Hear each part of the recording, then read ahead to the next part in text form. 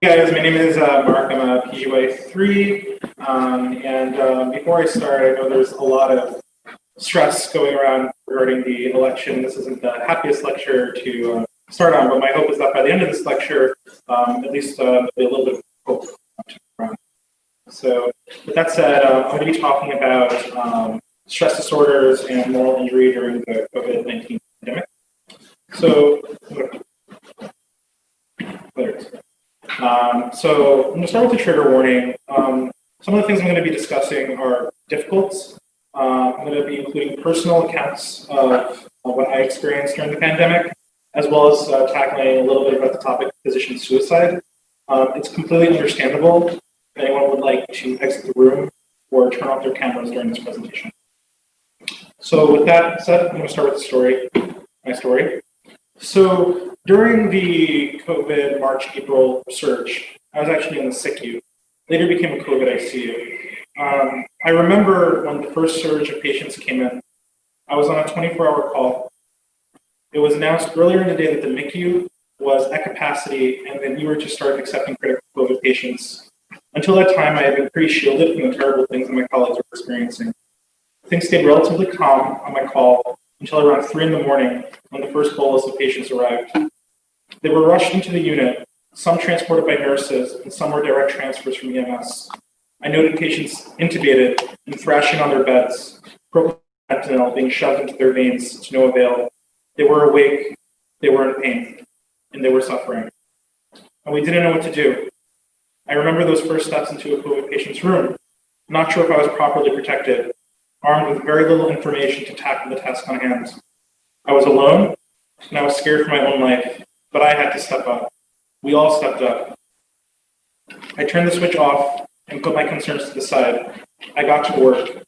It was an incredible experience in every negative sense of the term. The camaraderie was there, though, and we were bands of brothers and sisters pulling together to fight off an existential evil.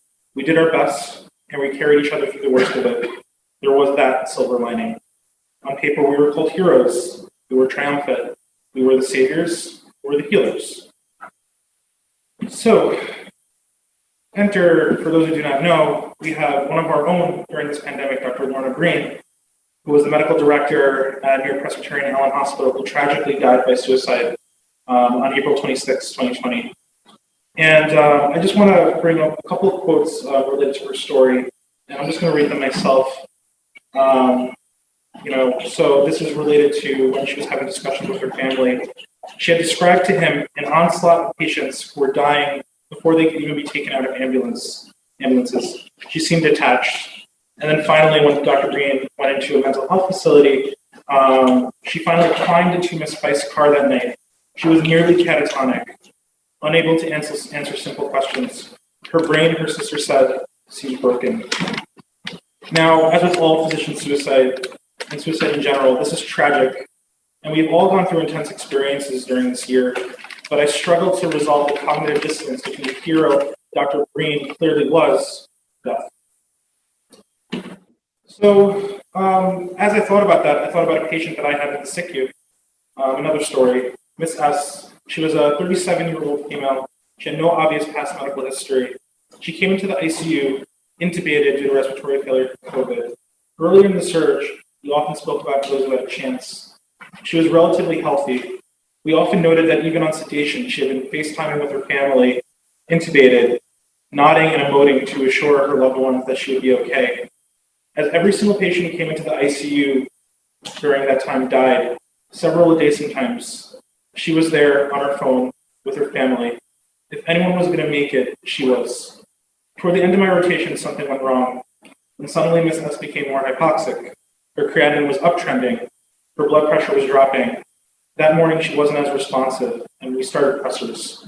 We thought she would benefit from dialysis, at that time unlikely to happen due to the shortage of dialysis nurses. And then I was sitting on my desk, and I noted on the telemetry monitor that her heart rate was slowing. Her QRS was widening, and her O2 sat was dropping. We went into the room as fast as we could, clumsily donning our incomplete set of PPE, and it was too late. She went into a PEA arrest. We tried everything, and she expired. I returned from her room, drenched in sweat, exhausted and defeated. I felt my eyes water up. ready to let out 2 weeks of inescapable death and failure, when another sick patient came in, another patient was coding. I stopped. I went back to work. I think about MSS every day. I've re-experienced that day in some capacity ever since. And I think a lot of us have stories like that from this pandemic. And as I think about that, I start to begin to possibly understand why Dr. Green felt the way she did. So with that said, I'd like to just take just 60 seconds, a moment of silence, just to process what we've experienced. Take a look at this.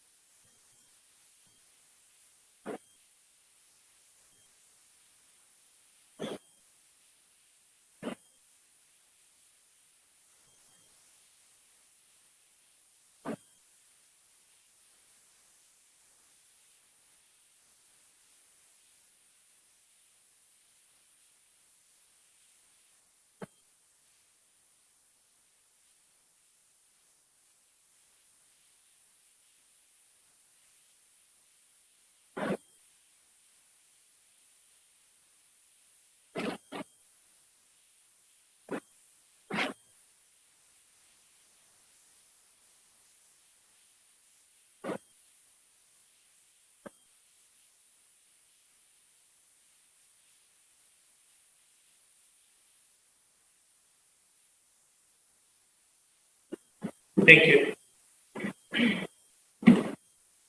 Now, with that said, I just want to briefly, in the broad sense, talk about stress and stress disorders. So, first of all, stress disorders exist on a continuum. Features of it include involuntary and intrusive distressing memories of trauma, the inability to experience positive emotions, the sense of time slowing, seeing oneself from the outsider's perspective, being in a daze, the avoidance of memories, thoughts, feelings, people, and places associated with the trauma, difficulty falling or staying asleep, irritable behaviors, or problems with concentration. Now, again, just very briefly, when this is going on for 3 days, minimum of 3 days, it's classified as an acute stress disorder. More than 30, it's considered PTSD. And in learning from the past, we know that in previous pandemics, healthcare workers have been susceptible to stress. There are some studies in the SARS pandemic, as well as after 9/11, showing that about 20% of healthcare workers had stress-related disorders immediately after these events. And stress during COVID was a little different. We had significant knowledge gaps about what was going on. We obviously had a lack of PPE. We had a shortage of hospital resources. And of course, we were social distancing and isolated from one another. And then, of course, the constant streams of unfiltered clinical information, accurate or otherwise, was just very overwhelming. And that said, there is emerging literature that suggests that, to no one's surprise in this room probably, that we were stressed. So a couple caveats about that. I'm not saying that we all strictly adhere to a PTSD classification, and I'm certainly not saying that we all have PTSD, but the experiences that we have make us vulnerable to stress by virtue of being a frontline healthcare worker. We are all on a slope, and the slope is slippery, and we have to actively work to protect ourselves and our colleagues. So what can we do? There was a paper that came out in one of the more recent Annals of Emergency Medicine that described our needs in the way of what's called the Maslow hierarchy of needs. It's a psychological theory that basically states that working from the top up, we have to build a foundation to our wellness. So we start with our physiologic needs, basic things like health, food, water, moving on to safety, then moving on to our sense of belonging and loving, then also going on to our sense of esteem, and then finally going on to self-actualizing. And I'm going to talk a little bit about that stuff. So starting with the physiologic, this is kind of self-explanatory, but it's worth going through. I think some of the things that we were able to do really, really well during this pandemic was just the constant stream of food. We were constantly getting support from our community, from our faculty, and from each other. This is actually some food that was featured from our own Dr. Pierre, who's on the left, and the right was donations from different restaurants. Obviously, I think we were pretty well covered on this front, and it was really. I'm going to talk very briefly about some mental health resources. We already had a couple of lectures addressing this, but I'd like to really highlight this organization. First and foremost, because this is actually our very own Dr. Dillip's mother's organization. It's called The Art of Living, and it's a free opportunity for healthcare workers to learn more about things like breathing, meditation, general wellness techniques during this time. It's free. You can actually get CME for it, you can either email myself or Dillip if you're interested. And other things that we can take advantage of, there are plenty of mental health apps available, but I wanted to highlight this one only because it was mentioned in the paper, and there's actually a little bit of data surrounding it. It's called PTSD Coach. It's an app that basically tailors certain types of therapies that you can do based off the experiences that you're different experiences that you're having that are related to your PTSD or whatever stressful events you may be encountering in your life. And there are a few smaller CTs that basically should suggest that PTSD patients actually benefit. Other things, of course, are talk therapy. And I just wanted to highlight the fact that downstate and county both have coverage plans for mental health. They're a little bit on the complicated side. There was also an email sent out recently that details everything, regarding what's covered, from downstate through their Empire plan and Kings County through CIR. If anyone's interested, again, I can either email that or we can send that out. There are also hotlines, and I can tell you from personal experience, the biggest thing about a lot of these hotlines, we have our in-house hotlines, but the biggest thing is that these are 24/7, and sometimes you do need that 24/7 care. And through experiences that I've had, these particularly like 24-hour mental health hotlines. So that's briefly, our physiologic needs, and I think there were a lot of things that we did well on that front. The next thing I want to talk about is safety, which is obviously a huge thing during this pandemic. Things I want to highlight is the fact that we were so incredibly supported by our administration. We had our PAPRs, we had our N95s, we had plenty of donations from the community, and we were also, getting our own PPE, putting our own money, our own blood, sweat, and tears into this. I'm honestly of the opinion that if we didn't have the support from the faculty and from our department, we would not be properly protected. Because I don't think Kings County, particularly, that's just my opinion, protected us. So thank you, and I'm sure I speak on behalf of all of our residents for protecting us. I also wanted to highlight an article that Dr. Zatopsy wrote, which basically, long story short, I highly recommend reading it, but he basically talked about how he was our father, and he was scared to death when we went into our COVID patients unprotected. And on that note, we have to protect each other. We all care so much about our patients that we often don't think about ourselves. So it's important to keep each other in check. Check your friends, make sure they're properly protected. Love and belonging. I think we do pretty damn good here. All of our residents were all like family, and we were there for each other for the worst of it. Dr. Hein over here was with me through the hugest, most ridiculous experience of my life.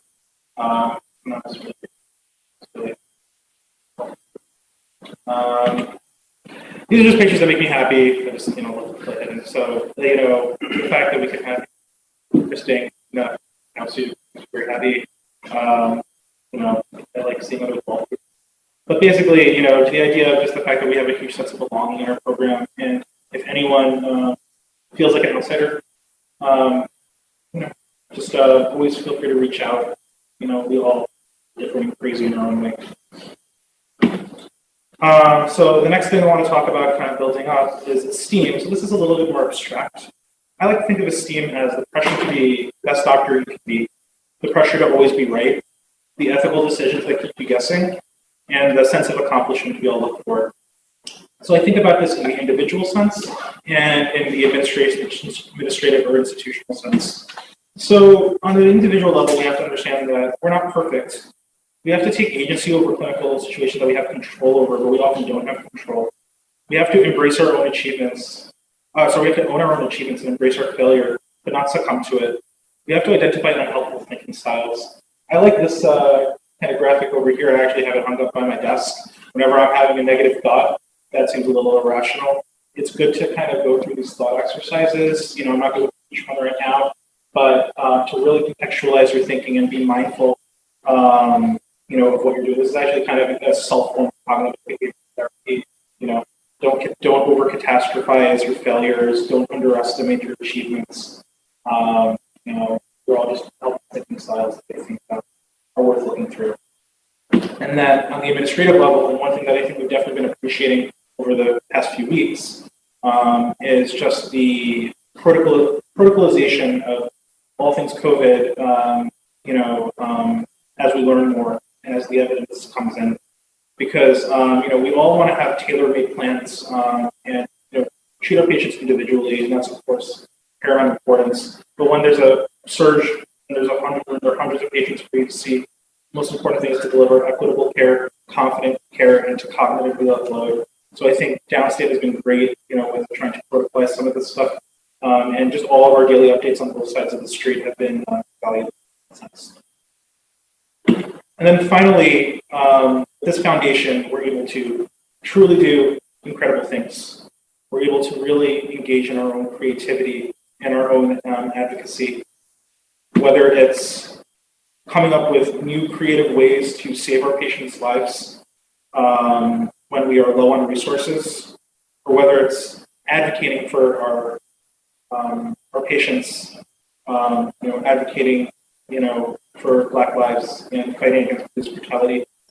The fact that we were able to do all of this during what a lot of people might consider the worst experience and some of the worst events of their lives is just testament to the strength, the foundation that we've built in order to properly get through this pandemic and still going through it, of course. And then finally, I just want to highlight, just as far as self-actualizing is concerned, the Lorna Green Foundation was made shortly after death. It is a way to get involved as far as lobbying and advocacy as it relates to physician suicide. So if anyone's interested, I think this is really a organization to look up and do some research on. So I'm going to end with a few take-home points.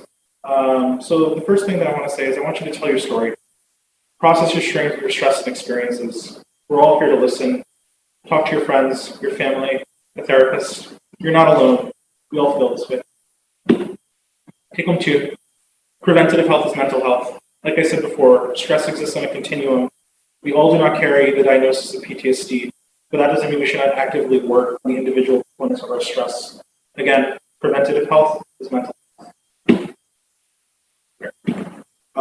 Of course, develop a strong foundation. We are at our best when our physical needs are taken care of, when we are mentally well, when we are given the resources to excel. Take home number 4. Perhaps most importantly, with the fact that we're able to, like I said before, the fact that we're able to fight for our communities during this pandemic, to go above and beyond the call, is again a testament to the strength and support that we have given each other, that we've had from our departments. Again, I think I speak for everyone when I say just thank you for all the support that we've gotten during this time. And then I want to end off on somewhat of a somber note, but I think it's important to talk about. So take home number 5, we're asking for help. I'm going to read this quote. There are also plenty of options to access free mindfulness and meditation programs, but you cannot meditate your way into wellness. Organizations and medical systems determine the bulk of our well-being by the policies that are set at the executive ranks. So I'm not a policymaker, but I hope this lecture in some small way is a plea to the greater powers in medicine and in our hospital system that our lives matter. We do our best with what we have. We protect each other tirelessly, but we are suffering. Your heroes are suffering. We are hurting. We are doing our best, but we need your help. We're asking for help.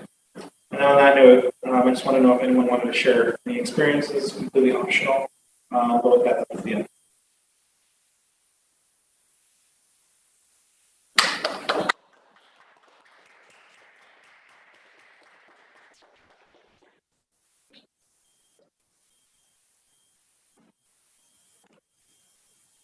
Yes. Hey guys, it's Willis for the folks at home. First of all, I just wanted to really thank Mark for doing this. It's not an easy lecture to give, but he did an amazing job. We kind of put it on him a couple weeks ago, and he really stepped up to it. The annals articles that Mark is quoting are really powerful. It was hard to read, and it is emotional, and that probably speaks to the stress disorder and PTSD that we all have within us, because reading about this, reliving it is difficult. And I think it is helpful, though. So I think it's something that we should all do. And it's easy to get along with our lives and hopefully try to forget about it and maybe move on to the next disaster that we're all living through right now, potentially. But it's something that we all have to come to terms with and kind of process. So however you need to do that, just know that the residency is here for you, and if anybody wants to reach out who needs resources or help, we're here. I agree. I thought that was awesome lecture, and you had like a multimodal approach to it, so it's not a one size fit all. And I thought that talking about the hierarchy was awesome. Thank you, Mark. Thanks, everybody.